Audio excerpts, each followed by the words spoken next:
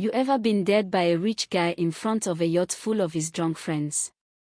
To fix something he swears you can't, and if you do, he'll give you the damn boat. Yeah. That happened.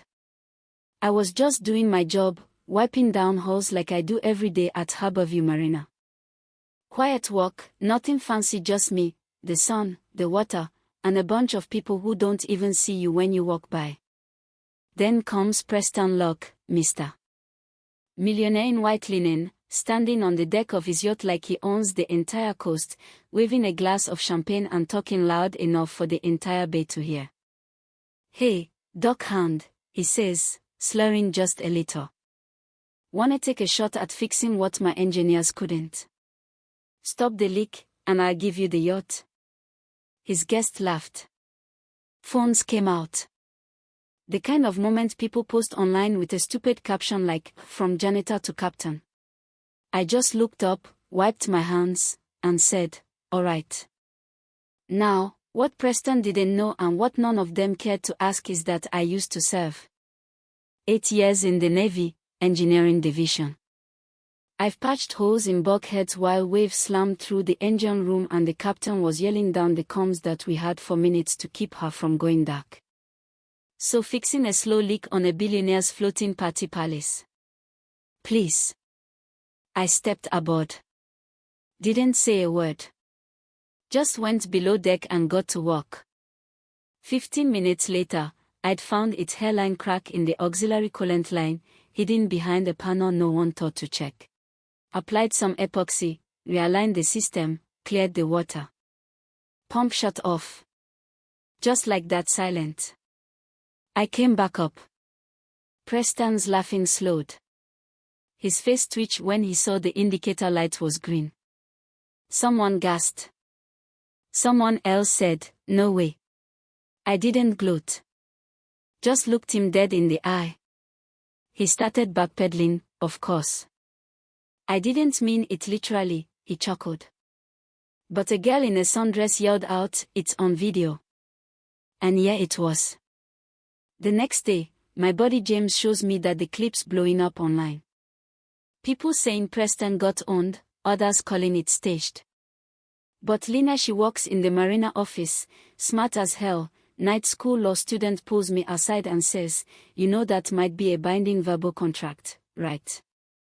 I laughed. She didn't. She said, "You accepted the offer, did the work, and there are witnesses." And right then, I realized this wasn't about a boat anymore.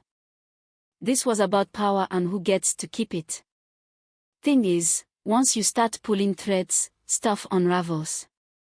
Turns out that yacht? Registered to a shell company. Not even supposed to be docked at Harborview. Then a detective named Ree shows up, starts asking me what I saw in the engine room. She wasn't there for a leak, she was tracking something else entirely. That's when it got weird. One night, Lina and I went back aboard. Marina said Preston had been complaining of new noises, asked me to take a second look. But what we really wanted was to see if there was more down there. And man, was there. We found a hidden compartment. Locked case. Inside. Foreign cash, fake IDs, encrypted drives, documents with coded cargo manifest. The whole thing screamed, "Don't touch this if you value your peace." We documented everything, gave it straight to Detective Ree. Next thing I know, I'm getting warned. First, a guy in a pressed suit tells me to stop poking around rich people's toys. Then someone breaks into my grandfather's house.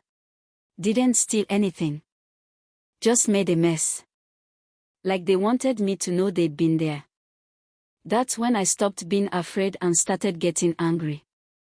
Then came the storm.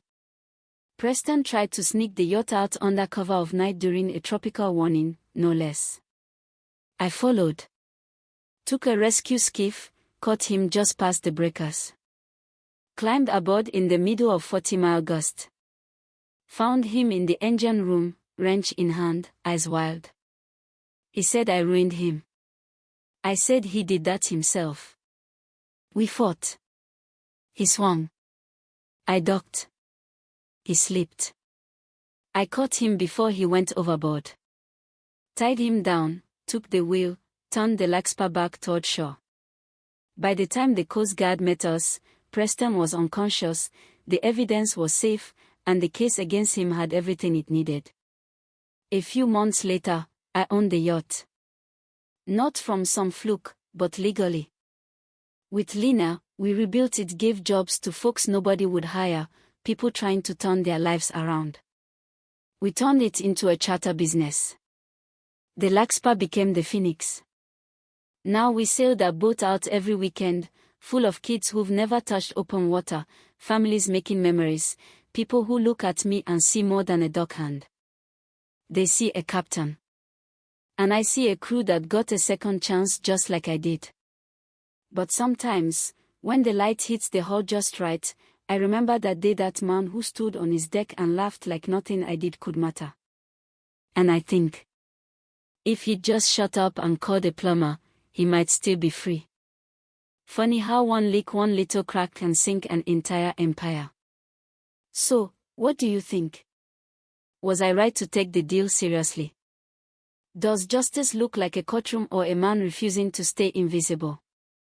Drop your thoughts in the comments. I really want to hear what you'd do if someone tried to laugh you off your own future.